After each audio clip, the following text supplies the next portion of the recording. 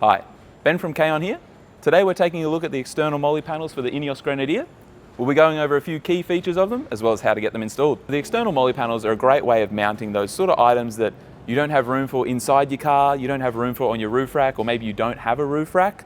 They're great for dirty things like recovery gear, tools like your shovels, axes, cargo crates, waterproof crates, as well as water and other liquid storage. So long as you keep it within the extremities of your vehicle, you're only limited by your imagination. So we'll just quickly go over how it mounts to the car. There's 3 captive mounts that it picks on up in the top of the vehicle, and it picks up on this L-track mounting system. Grenadier, Ineos refer to this as their utility belt. Not every car comes with this, so just check that your car has this mounting system on the outside and you're good to go. The panels are compatible with a variety of roof racks as well as no roof rack. They're made to work with the Rhino roof rack, the factory roof rack and roller, as well as a few others. So another key feature we've aimed for with these guys is to retain access to Grenadier's little electrical parts there. So you can still open and close them. It's a little bit more fiddly. You've sort of got to wiggle it the right way.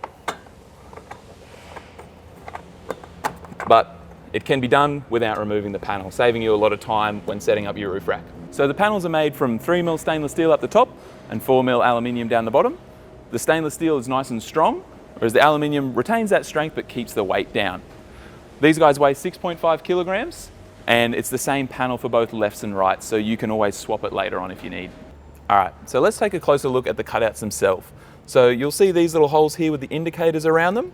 Those are for max tracks. So we've got the minis in the middle and the lights out the side. Excellent option for mounting your max tracks. These rectangular holes are the right distance for Molle webbing. So any Molle compatible products can be mounted onto the panel. Then all the other holes are to suit a variety of aftermarket accessories. So you've got spacing for things like your rotor packs, as well as lots of big slots to mount all sorts of accessories to them. The panels are rated to carry 40 kilos thanks to this nice strong bottom mounting surface. So they're really versatile and you can really put a lot of product on them. So let's start off by taking a look through these components that we've got and figuring out how it all works. So there's obviously the panel itself. Now the panel will work for both the left and right hand side of the car, it all works the same. But where you've got to consider other things is in the smaller bracketry that goes on top. So supplied in the kit is 2 mounting plates and an infill plate. You always want to be using the big mounting plate, but whether or not you place it on the right hand side of your panel or the left hand side of the panel is all dependent on what roof rack you have and what side of the car you're mounting it to. We're jumping ahead a little bit here, but as you can see, this car is fitted with the factory backbone system and it takes up this space at the back of the car here. So you want to have the larger of the 2 mounting brackets towards the front of the panel and the small infill on the back. And just leave the last section, so you don't use this little guy, leave it empty to clear this leg of the roof rack. And then alternatively, if you've got access to all 3 of these mounting points up here, you want to make sure both the large and small mounting leg are attached to your main panel, as well as this little infill piece. So that way you can pick up on all 3 points. So now that you've had a look on the car and you've sort of figured out what mount needs to go where, depending on your roof rack and lefts and rights, it's time to assemble the panel. So for this particular one, we're going to be attaching all 3 of the parts, but you might not necessarily be. So with a bolt and washer on both sides, it's as simple as sliding him through, grab another one, make sure you keep the bolt head side on the upper side and the nut on the lower side. It doesn't really make a difference, I just think it looks better. So I'll get these guys started by hand. Okay. Now we'll go ahead and attach the single mount over on the far side there. And now, last of all, we'll put in our little infill panel. So he'll sit there like so. It's just 1 bolt for this guy. All right, cool. So they're all loosely started. We're going to go ahead and tighten up these 2 completely, and we'll come back to these 2 in a second. You don't need to be crazy tight, but a little bit never hurts. These 2 here are only secured with 1 bolt. There is the potential for, as you tighten them, they can rotate. The best way around this, I like just to do it on a nice flat surface. And so long as you're applying a little bit of downward pressure on the panel towards your flat surface, and you're not going too crazy on the tightening, it all should line up just fine. So we'll get him 90% of the way there, leaving a little bit of wiggle room so we can align him how we want. And I'll do the same on this guy. And like I said, a little bit of pushing downwards a little bit here. Okay. And yeah, that's tightened up nicely and it's not twisted. So we'll repeat that again on this guy here. Bit of downward pressure while we tighten him without going too crazy. And we're done. That's your panel put together. So now we just got to prep the car for the install. It's a big preparation. It's 3 bolts up the top here. So you just want to remove them with a T30 Torx and the vehicle's ready to go.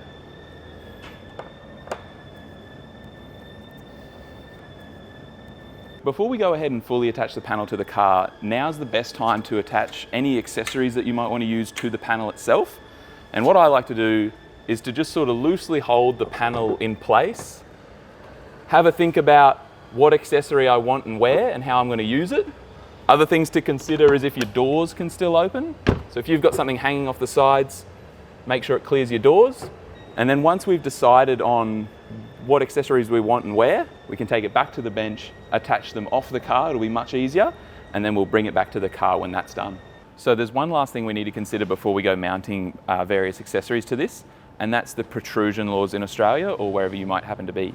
So in Australia, the laws are that you can't have any protrusions 150 millimeters past the widest part of the car, which typically speaking is the mirrors, and your vehicle can't be wider than 2.5 meters in total. So if you're considering attaching bulky accessories to your external mollies, maybe measure them, mock it up in regards to your mirrors, and consider if you're within that 150 mil from the mirror and 2.5 meters total. So with that in mind, let's go over some ideas of what you might want to mount to this. Ultimately, you're only limited by your own imagination, but there's a few standard setups that we recommend. One of the big ones is recovery gear. So things like your max tracks. You'll notice there's a few spots on our panels that have these little identifying marks. That shows you where you might want to put your max tracks pins. Now these guys will fit your mini max tracks and your max tracks lights. Unfortunately, the full-size max tracks are a little too big, but if you've got yourself a set of lights and you attach your pins, you can line them up with the holes. You've even got room on the bottom, say you want to add some quick fists and maybe an axe or a shovel between them. It's a really good setup for having all your recovery gear in one spot. Considering as well, if I just loosely hold him here, plenty of room to open the door. If you had a full-size max tracks, that might not be the case. Like I said, the Mini's a great one as well. Sits on there, nice and tight, great for leveling your caravan or getting yourself out of a little bit of trouble. Another awesome use for the external mollies is mounting water. So water's always a tough one to store in your car. It's heavy, it takes up a lot of room, and you usually want quick access to it. So there's a lot of different water tanks out there. Our favourites is the Vast and the Rotor Packs. Each come with their own mount bespoke to them. But using all the holes that you see on the Molle panels, it's very easy to have these guys stationed right there. It's great having the water outlet close to your back door for when you're doing some camp cooking. If you really want to go all out with your Vast as well, you can fit 2 vertically, but we find 1 horizontally looks quite nice. And the Rotor Packs. The Rotor Packs are a nice little compact unit. You can fit a couple of them on there. And another great option that we're seeing more and more is these external storage boxes. So heaps of brands make them. So long as you get yourself one that's watertight, you've got to get a little bit creative with drilling some holes on the back and sealing them for water. But once you've done that, you can stick that guy up there. It also sort of doubles as a shelf. When you open them up, have your hole set up in there. So these take a little bit more thinking to mount, but they're super useful once you get them on there. So those are just a few of the more common setups that we recommend, but you're really only limited by weight, protrusions, and your imagination. Keep in mind these will be out in the elements, so you want something that's going to live through the rain and sun, as well as something that might survive any sticky fingers near your car. For this particular one, we've decided to mount some max tracks to it and a shovel. I'm just trying to consider before I go bolting everything up that when it's together, everything clears as it should and that it all fits. So this shovel's looking a little bit close to the max tracks there. So maybe I might need to move it downwards. That should work. It's only one way to figure it out. Nothing to it but to do it. So as I put these on, I'm not going to do anything up crazy tight because I'll just put it on, mock it up. If it fits, it fits. If it doesn't, we'll go back to the drawing board. Now it might take, like I said, like I'm going through, it might take a bit of trial and error to get all of this stuff just right. But thankfully you only have to do this part once. Just be mindful with this guy hanging off the edge that far, that it's not protruding too far out. And also that when you open all your doors, you're not breaking anything. So we've just gone and put a set of MaxTrax pins on this guy here. Oh, if only I had some trusty tool to do this. Here's one I prepared earlier. Golly. I think it's just because we ran over this one with the forklift, so that's why it's a bit dodgy. Let's mock this guy up before I fully tighten everything into place. So with him there, clip him in. That should work pretty well. Now this one's going to have to go on the passenger side since the shovel is overhanging. A bit of overhang on the back's not the end of the world. There's plenty of clearance back there, but if we were putting this on the driver's side, this would foul with the door. Okay, now before we go through and fully tighten all of our bolts, I've got everything mocked up into place. We're just going to hold it up in the car. I've got the back door open to check for clearance there. But if we slide him up in there and just loosely hold him, I think that's going to work out quite well. So before we get too far, we thought we'd take a closer look at this L-track bolting system.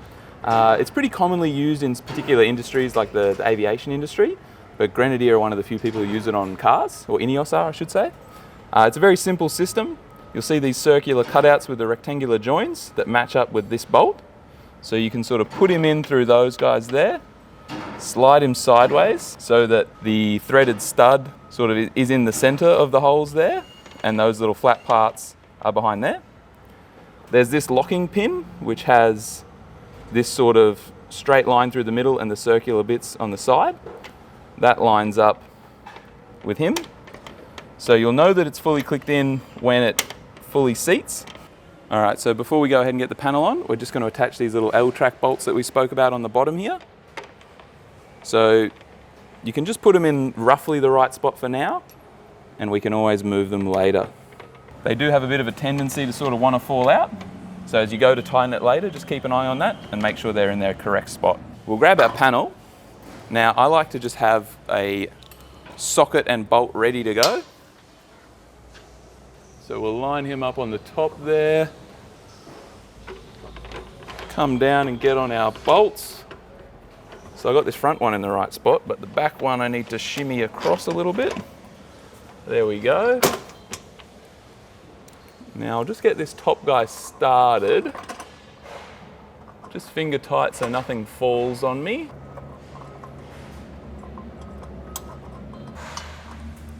We'll get him going. Just so he's started, nothing too crazy. Cool. All right, so we'll go ahead and stick our washers and nuts on these bottom guys here before we tighten everything up. Now, before we go through and tighten all our bolts, we're leaving this panel empty on this car, but if you're mounting any accessories to this, you want to make sure all of your accessories are on there and at their full weight.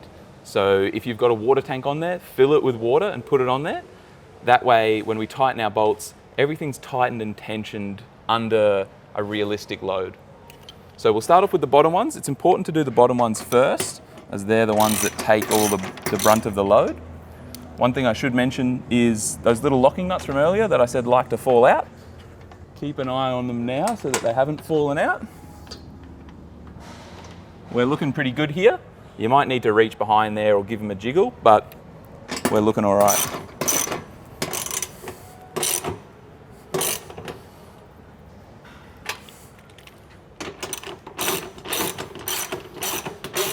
So we'll tighten up our bottom guys first. Don't have to go too crazy. And then we'll come up and finish with our top bolts.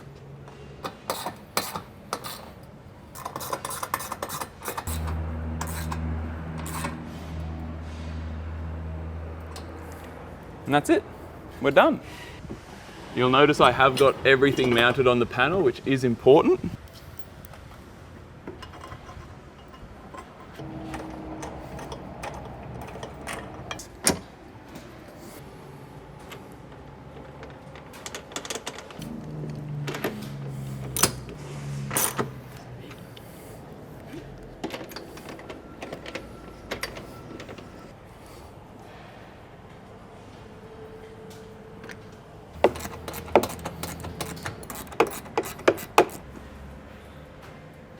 All right, and that's it, done. And that's the external Molle panel for the Ineos Grenadier. For more information, head to the website kaon.com.au.